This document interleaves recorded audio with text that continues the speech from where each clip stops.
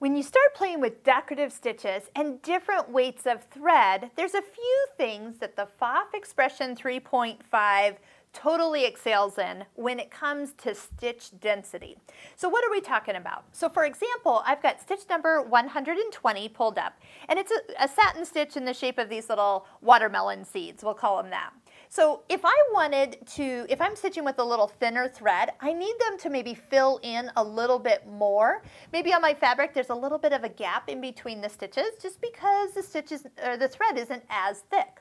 So normally what people do is they have to adjust the stitch and make it actually closer together. And notice what it did is it changed how long this stitch is and made it more compact. Well, now they look like bubbles and not so watermelon seed-like.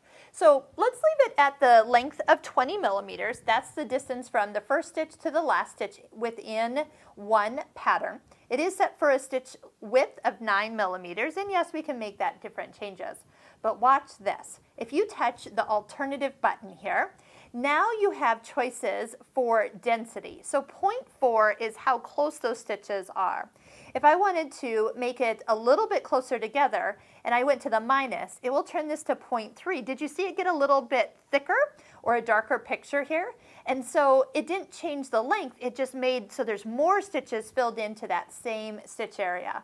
If I touched it one more time, now I will tell you, if I tried to stitch right now, these stitches would not even come out the back of the foot. They'd pile up because I have a really thick thread on right now.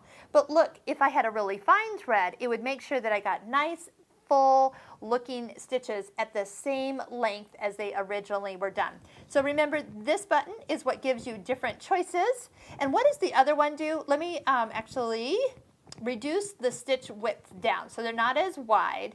And when you touch this, this will change like the location, so you can actually have it be like right justified or left justified, and you can kind of align the stitch on the inside of the foot or the outside of the foot depending on what you're guiding beside. So that's what these buttons change, but we really wanted to focus on stitch density, and as you can see, 0.4 is about normal, but again, if you like thinner thread or some nice embroidery weight thread, it's a little thinner, you would probably want to drop that down about a little bit, test it, see how it looks, and not have to worry about losing the actual length that the stitch was set at.